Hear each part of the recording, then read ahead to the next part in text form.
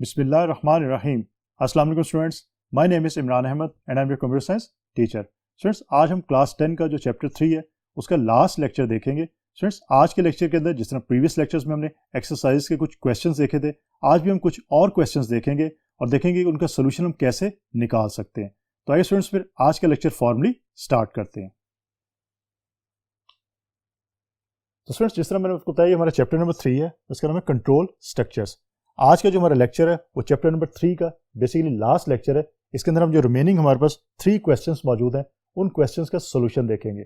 और आपको याद हो अगर प्रीवियस लेक्चर, तो हमने क्या किया था, हमने प्रोग्राम्स लिखे थे GW बेसिक के अंदर। तो आपके ये लास्ट 3 क्वेश्चन है 12, 13 और 14, ये भी आपके इनफैक्ट GW बेसिक के अंदर इंप्लीमेंटेशन से ही रिलेटेड है।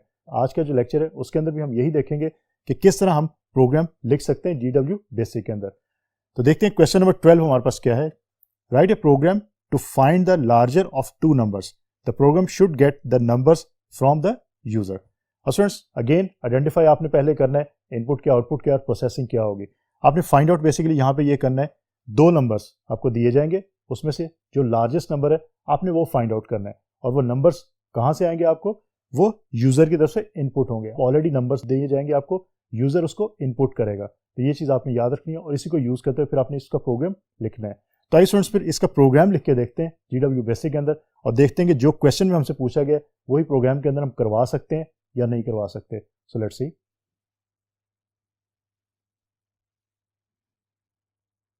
स्टूडेंट्स, आप लोग भी मेरे साथ प्रोग्राम लिखें और ओपन करें GW बेसिक को। इस प्रोग्राम को लिखना शुरू करते हैं। सो स्टार्ट करते हैं लाइन नंबर 10 से। क्योंकि हमने इनपुट करने नंबर्स, तो इनपुट की कमांड हम यूज करेंगे। इनपुट डबल कोट्स में लिखूंगा मैं, enter first number is equal to semicolon से क्लोज करूंगा। और मैंने फर्स्ट नंबर के लिए जो मैंने वेरिएबल डिक्लेयर किया वो A डिक्लेयर कर दिया। तो आप लोग कुछ और भी कर सकते हैं, मैंने A डिक्लेयर किया यहाँ पे। एंटर करेंगे लाइन नंबर 20 पे। हमने 2 नंबर्स को चेक करना है, दूसरे नंबर के लिए भी इनपुट लेंगे। So input enter second number is equal to double quotes close semicolon, और उसके लिए मैंने B रिप्रेजेंट कर दिया। एंटर करेंगे लाइन नंबर 30 के ऊपर। अब क्योंकि डिसीजन मेकिंग होनी है, आपने लार्जर फाइंड आउट करना है, तो इसका मतलब है कि आप कौन सा स्ट्रक्चर यूज करेंगे। आप इनफैक्ट इफ का स्ट्रक्चर जो है उसको यूज करेंगे। So if A is greater than B, then मैं कहता हूं कि लाइन नंबर 40 पे चला जाए, तो यहां मैं 40 मेंशन कर देता हूं। एल्स अगर ये ट्रू नहीं है तो फिर लाइन नंबर 60 पे चला जाए, तो एल्स लाइन नंबर 60 में यहां लिख देता हूं। एंटर किया, लाइन नंबर 40 में प्रिंट करवाता हूं डबल कोट्स में A इज ग्रेटर। और क्योंकि अगर ये कंडीशन आपकी ट्रू हो जाती है लाइन नंबर 40 के ऊपर, तो इसका मतलब है कि आपके प्रोग्राम को एंड हो जाना चाहिए। तो इसका मतलब कि मुझे जंप करवाना पड़ेगा यहाँ से एंड की स्टेटमेंट के ऊपर। तो उसके लिए मैं कौन सी यूज़ करूँगा स्टेटमेंट, लाइन नंबर 50 के ऊपर गो टू। और क्योंकि 70 के ऊपर मेरी एंड की स्टेटमेंट मौजूद है, तो मैं गो टू 70 कर दूंगा। एंटर किया, लाइन नंबर 60 के ऊपर मैं कराऊंगा print B is greater. Enter 70 and then end. और स्टूडेंट्स, इसकी आप लॉजिक समझ सकते हैं क्योंकि साथ साथ मैंने आपको बता भी दिया है और हमने इसकी एग्जांपल अपने लेक्चर्स के अंदर भी इस तरह की एग्जांपल की थी, अगर आपको याद हो तो। स्टूडेंट्स, इसकी लॉजिक समझना बहुत आसान है, लेकिन प्रोग्राम का सेंटेक्स आप अपने मुताबिक भी लिख सकते हैं। इट डजंट मैटर कि जो मैंने यहाँ पे मेंशन किया आपने उसी को यूज़ करना है। आप किसी तरह भी लिख सकते हैं, लेकिन आपके जो बेसिक रूल्स है वो वायलेट नहीं होना चाहिए। तो ये बात आपने याद रखनी है। सो इसको रन करें। आपसे वो पहला नंबर पूछ रहा है, मैं लिख देता हूँ से 8। एंटर किया, सेकेंड नंबर पूछा, मैं लिख दिया से 10। एंटर किया तो उसने आपको आंसर दे दिया B इज ग्रेटर, क्योंकि मैंने 10 वैल्यू जो वो सेकंड नंबर थी और सेकंड आपको जो B को रिप्रेजेंट कर रहा है। तो इस तरह आप डिफरेंट वैल्यूज दे के देख सकते हैं, तो आप चेक कर सकते हैं कि आपका प्रोग्राम सही है या गलत है। स्टूडेंट्स, इस तरह आप इस प्रोग्राम को लिख सकते हैं और इस प्रोग्राम को अगर आपके एग्जाम में ये पूछा जाता है तो आप इसको अच्छी तरह और सही तरीके से लिख के सही नंबर या पूरे नंबर ले भी सकते हैं। अब स्टूडेंट, बात करते हैं हम क्वेश्चन नंबर 13 की। क्वेश्चन नंबर 13 के अंदर हमारे पास कौन सा क्वेश्चन अवेलेबल है और उसका सोल्यूशन हम फिर कैसे निकालेंगे, तो देखते हैं फिर। Question number 13, write a program to print the table of a given number. The program should get the number from the user. Students, ये बड़ा एक इंटरेस्टिंग प्रोग्राम है कि अगर आपको आप टेबल्स याद करते हो मैथमेटिक्स के अंदर, आपके टीचर्स आपको कहते होंगे टेबल्स याद करें 2 से लेकर 20 तक टेबल, लेकिन अगर आपको टेबल्स याद करने में मुश्किल पेश आ रही है तो आज मैं बताऊंगा कि आप एक प्रोग्राम भी बना सकते हैं GW बेसिक के अंदर। बहुत सिंपल है प्रोग्राम बनाना। आप कोई भी कीवर्ड देंगे, मीन फॉर एग्जांपल आप 2 देते हैं तो आपको 2 का टेबल शो कर देगा। 3 देंगे तो 3 का दे देगा, 4, इस तरह 20 तक, या कोई भी आप नंबर देंगे उसका वो आपको टेबल जो है आपको आउटपुट के अंदर शो करवा देगा। तो आप इससे जो है कोई भी टेबल जो है वो ड्राइव कर सकते हैं GW बेसिक को यूज़ करते हुए। तो आज हम यही काम करेंगे कि टेबल्स बना के देखते हैं कि कोई भी अगर हमारे पास नंबर गिवन है या हमें यूज़र ने दिया नंबर तो हम उसका टेबल कैसे लिख सकते हैं। तो आइए फिर देखते हैं, मेरे साथ आप भी लिखिए। तो स्टूडेंट्स सबसे पहले लाइन नंबर 10 आपकी इनपुट करेंगे। नंबर आपने लेना है यूज़र से कि यूज़र आपको नंबर देगा। सो इनपुट डबल कोट्स के अंदर हमने लिखा enter a number is equal to, फिर हमने सेमी कॉलम और ए मैंने डिक्लेयर कर दिया एक वेरिएबल। उसके बाद लाइन नंबर 20 पे ऊपर आए। अब आप फॉर लूप को यूज़ करेंगे, for B is equal to 1 to 10। Students मैं इसको प्रोग्राम को कंप्लीट लिखने के बाद फिर आपको इसकी लॉजिक बताता हूँ कि ये किस तरह मैंने इसको लिखा है। या अभी सिर्फ टाइप कर लें मेरे साथ, फिर मैं आपको समझा देता हूँ कि अब मैंने लिखा कैसे है।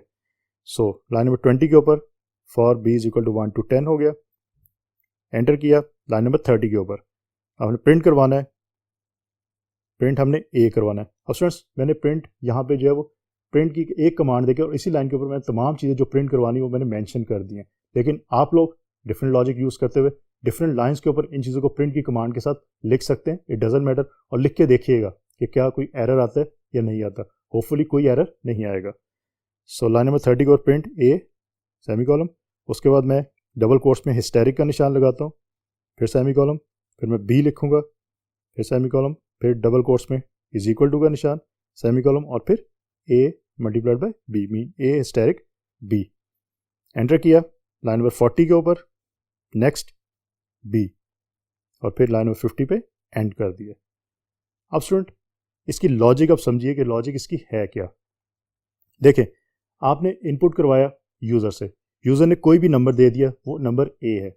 अब स्टूडेंट जो नंबर ए है वो नंबर आपका, अगर आपका टेबल 10 टाइम्स चलना है, मीन आपने फॉर लूप के अंदर बताया कि 10 टाइम, मीन आपने एंड वैल्यू 10 बता दी, इसका मतलब आपका टेबल 10 तक चलेगा। तो अगर आपने 2 वैल्यू इनपुट करवाई है किसी यूज़र से, तो 2 multiplied by 1, 2 by 2, 2 by 3, 2 by 4 and 2 by 10 तक आपके पास रिजल्ट आना चाहिए। अब आप गौर करें कि जो ए की वैल्यू है वो आपकी चेंज नहीं होगी, मीन जो इनपुट आपने यूज़र से करवाई है वो एज इट इज़ आप लिखते जा रहे हैं। मीन 2 है तो आपका 10 दफ़ा 2 ही प्रिंट होगा, ऐसा नहीं होगा 2 के बाद 3 हो, 4, 5, 6। लेकिन आपकी जो नेक्स्ट वैल्यू है जिसमें आपने 10 तक करवाया वो आपकी इंक्रीमेंट हो रही है। मीन 1, 2, 3, 4, 5, 6, 7, 8, 9, 10। मीन 2 सबसे पहले 1 से मल्टीप्लाई होगा, फिर 2 से मल्टीप्लाई होगा, फिर 2 3 से होगा, फिर 4 से।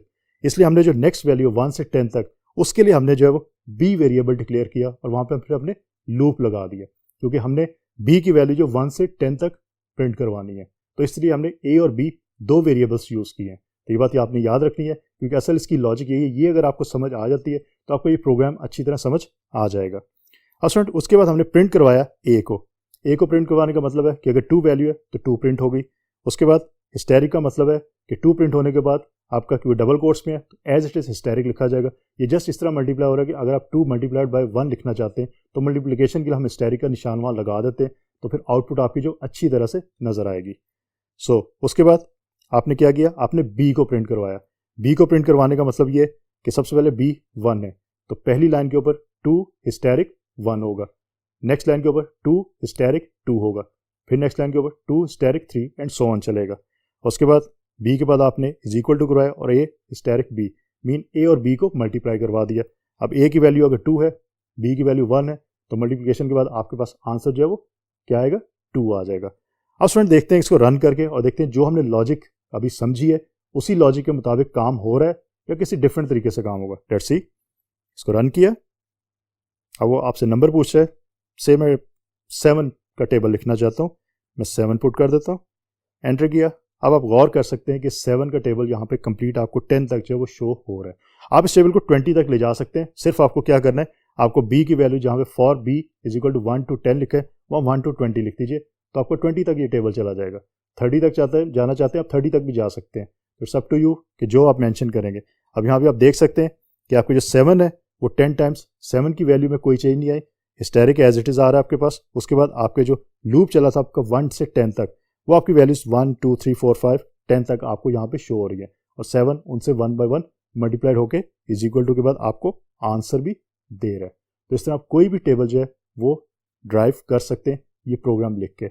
तो स्टूडेंट्स इसको अच्छी तरह याद रखिएगा, आपके एग्जाम पॉइंट ऑफ व्यू से ये प्रोग्राम बहुत इंपॉर्टेंट है। कई दफ़ा ये एग्जाम्स में पूछा जाता है कि ये प्रोग्राम आप लिखें, तो ये प्रोग्राम जस्ट आपकी 5 से 6 लाइन्स है, तो आप इजीली इसको लिख सकते हैं। लेकिन इसकी प्रैक्टिस करके देखें, आप डिफरेंट टेबल्स जो हैं वो बना के देखें।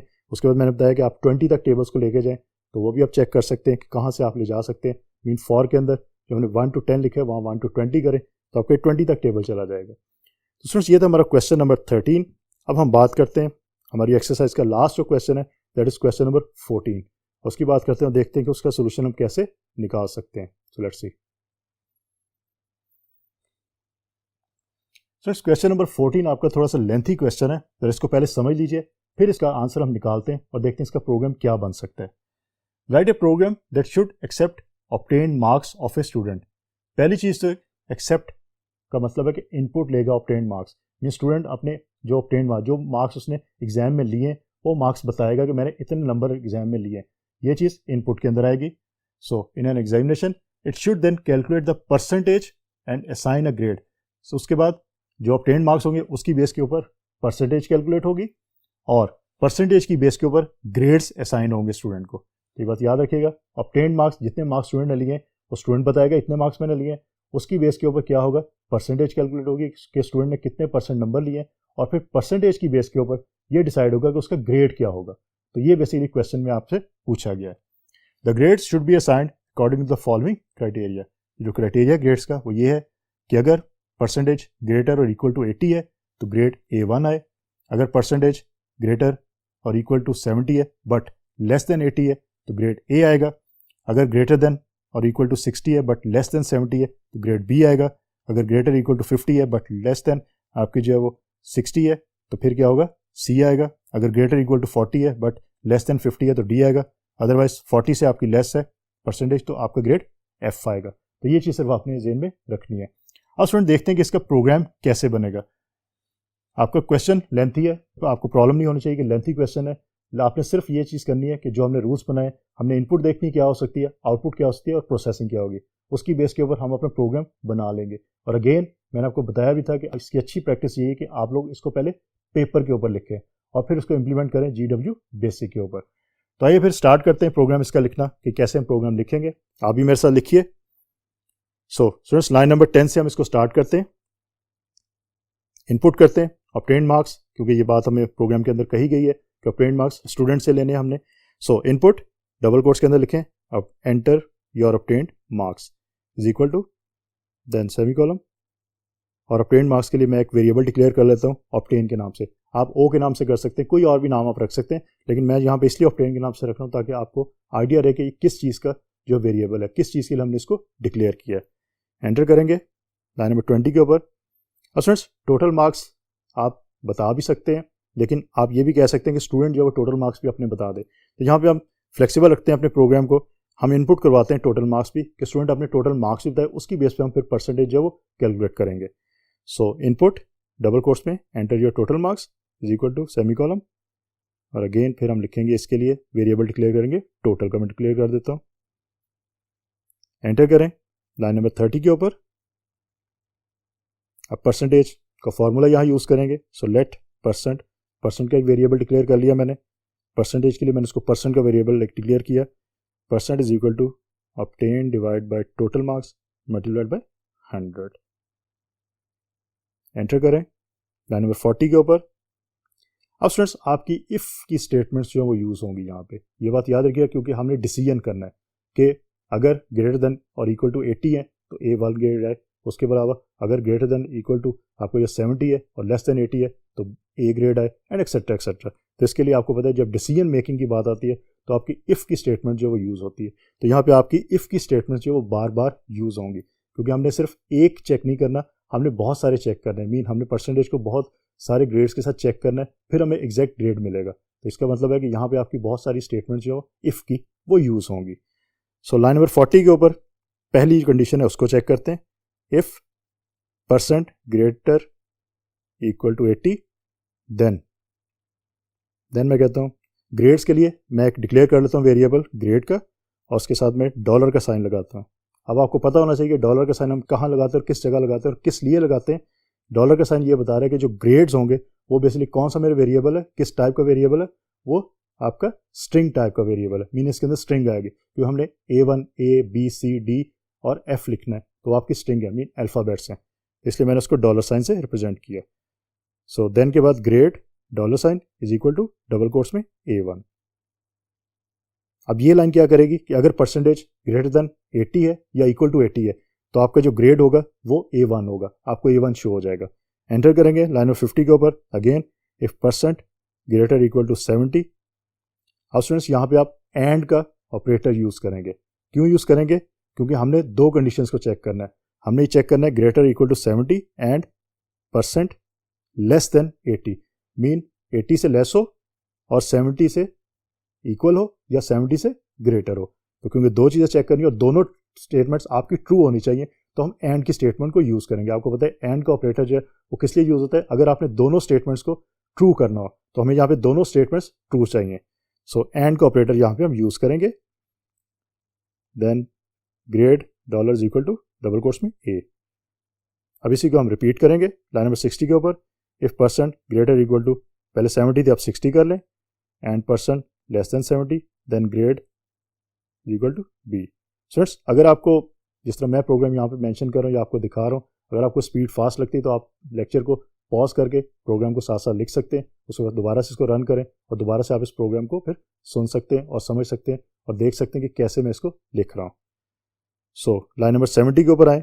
If percent greater equal to 50 and percent less than 60, then grade is equal to double quotes में C। एंटर किया लाइन नंबर 80 के ऊपर।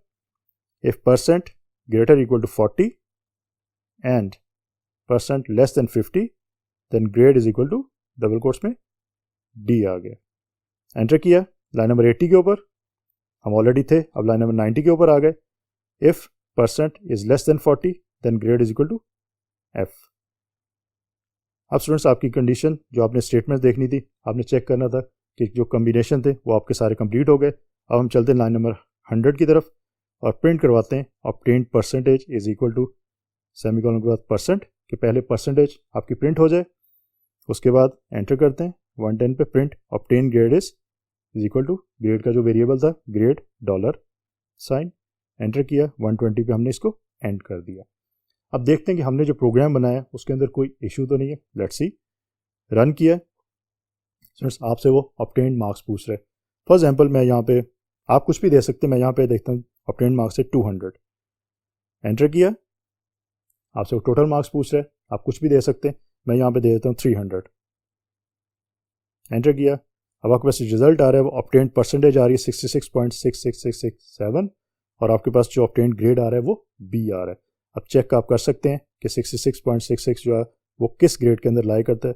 वो इनफैक्ट आपका जो वो B के अंदर ही लाई करता है, क्योंकि ये वैल्यू आपकी जो है वो ग्रेटर और इक्वल देन 60 है लेकिन लेस देन 70 है, तो इस केस में ग्रेड जो स्टूडेंट का वो B ही बनेगा। स्टूडेंट्स आप लोग यहाँ पे और वैल्यूज भी देके देख सकते हैं और फिर चेक कर सकते हैं कि आपका रिजल्ट सही आ रहा है या नहीं आ रहा। और स्टूडेंट देखें यहाँ पे आपने एक ही बेसिकली लाइन को, सिर्फ उसमें वैल्यू आपने चेंज की है, लेकिन आप एक ही लाइन को, मीन आपने 40 से स्टार्ट किया और आपने इनफैक्ट 90 तक, ये तमाम लाइन्स के ऊपर आपने इफ स्टेटमेंट को ही यूज़ किया है। सेंटेक्स ध्यान में रखिएगा कि सेंटेक्स इसका क्या है, बाकी आपने सिर्फ यहाँ पे वैल्यूज चेंज की है। तो सेंटेक्स एरर से आपने बचना है। आप कोशिश करें इसको इस तरह लिखने की। इसके और भी तरीके हैं इस प्रोग्राम के लिखने के, लेकिन ये वेरी सिंपल तरीका मैंने आपको बता दिया कि आप इस तरह अपना प्रोग्राम लिख सकते हो और उसका रिजल्ट भी आप कैलकुलेट कर सकते हो।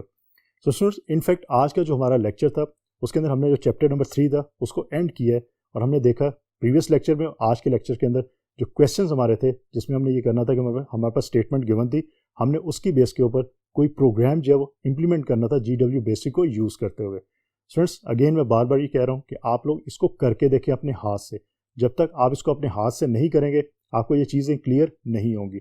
सिर्फ मेरी बात सुनने से, जो यहाँ पे स्क्रीन पे आपको मैं दिखा रहा हूँ, आप देखने से आप नहीं समझ सकेंगे। इसको करके देखें अपने हाथ से और ख़ुद से सोच के देखें। अगर आप खुद से सोच के प्रोग्राम बनाएंगे, उसकी लॉजिक बनाएंगे, तो वो प्रोग्राम आपको हमेशा याद रहेगा। वरना ये हो सकता है कि आप सिर्फ अगर मेरी लॉजिक को देखेंगे, जो मैं प्रोग्राम यहाँ बनाता हूँ, आप सिर्फ उसको समझेंगे, तो पॉसिबल है कि प्रोग्राम आपको फिर एग्जाम्स के अंदर याद ना रह सके, क्योंकि एग्जाम्स के अंदर नॉर्मली आपसे प्रोग्राम पेपर के ऊपर लिखवाया जा सकता है। तो आपको क्वेश्चन दिया हो और कहा जाए इसका प्रोग्राम लिखें। इसलिए मैं कहता हूँ कि जब भी आप प्रोग्राम इम्प्लीमेंट करना चाहें उससे पहले आप पेपर के ऊपर उस प्रोग्राम को ज़रूर लिखें, उसके बाद उसको GW बेसिक के अंदर इम्प्लीमेंट करके देखिएगा। स्टूडेंट्स, होपफुली आपको ये लेक्चर अच्छी तरह समझ आ गया होगा। इंशाल्लाह अगली दफ़ा नए लेक्चर के साथ दोबारा मुलाकात होगी। तब तक के लिए अल्लाह हाफिज़।